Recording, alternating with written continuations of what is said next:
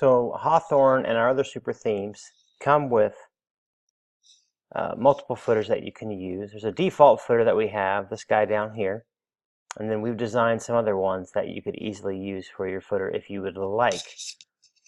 But first, I'll show you how to do that, but first let's go over the CSS. So the only CSS we have is this sub footer way at the way bottom here. Basically, I'm centering it, adding some letter spacing, font weight, line height, and then also styling the link, the Superfly link there, to have the same font weight as the rest. And then we're just adjusting the font size for for mobile, excuse me. And that's it. The rest of them are just regular Divi sections. All right, so let me hide that. And I actually really like this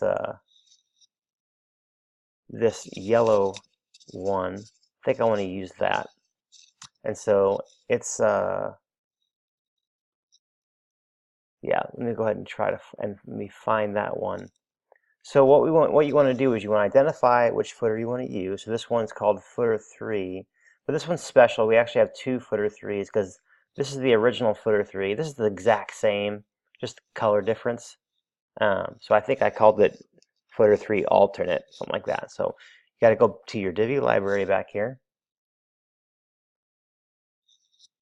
and we're going to look for footers. So I'm going to filter by footers here.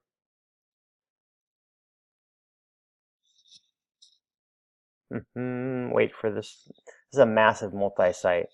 All right, there it is, footer 3 alternate. And I'm going to click on this guy. And you'll see up here at the top, you've got your website.com/wp-admin post equals, and mine says 4580. That number is going to be important because the next step is going to involve us editing the functions.php file in Hawthorne's child theme. You can sometimes do this by going to Appearance, and then there's an editor option, and you can choose the functions.php file for Hawthorne. It's been disabled for our multi-site. If you do that way, I would recommend when you open up that functions.php file in WordPress, copy the code first, paste it in the text editor, save it. That way, if you jack something up, you can easily just paste that code back in, or you'll have that code you can paste back in or get it back in there to be fine. So, but I can't do that, so I have FTP'd in, and here's our functions.php for Hawthorne here. All right, so, and I'll send this link in the video description here. But basically, this is telling you how you can use one of your layouts for the footer. And like, remember earlier where I said, hey, post equals 4580. There's a 787 there. So I'll show you how to do it. But basically, we want this code right here. So I'm going to go ahead and copy this. And I'm going to go over to my functions file here. And I am just going to, let me see here. I think I'll just go up here toward the top. And I'm just going to add a couple double line and say use custom footer. And then I'm going to paste in. And then I have to swap out the 787 number with my number for the layout I want to use, which is 4580. 4580. Let me remember that. All right, so 4580. So I'm going to save this. Now, normally you would download this file, make a copy of it, make your edit, upload it, and then go back and check. So I'm actually going to open up a different page. I'm going to open up our modules page to test this guy out on. All right, so we got all our styled modules that we aren't using in the layouts. So we style them on this page. And then there's my footer. So it's working, but it's showing my other footer as well. So what I'm going to do is I'm going to go to the Divi theme options area and add some CSS to hide this regular footer. And I have a couple options here. So I'm going to scroll down. Here's my custom CSS, and I actually have this code ready to go. Actually, let me just copy it and leave that there. So we have two options here. If you don't want to keep the subfooter, we'll use this code right here. The subfooter is this bottom stripe. So let's say we don't want to keep the subfooter.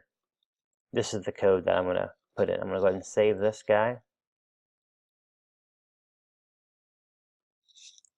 And then come up here, refresh my page.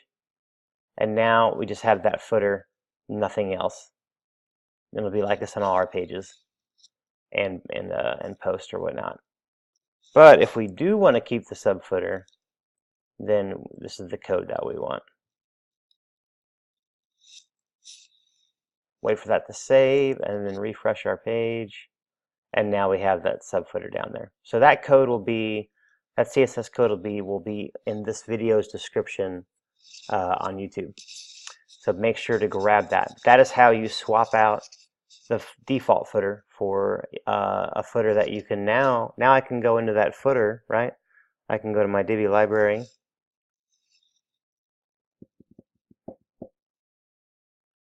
Find that footer.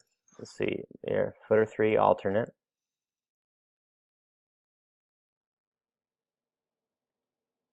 And I could easily, swap that image out right there, or let's say add a couple buttons. Boom. So now instead of just being one button here, there's going to be two for each of those once that saves.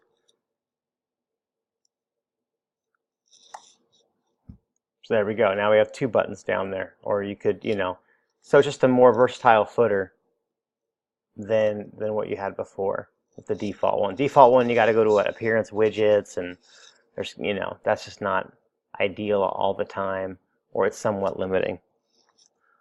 So, all right, so with that, that's how you would change the footer and use one of the custom ones that we have designed for you.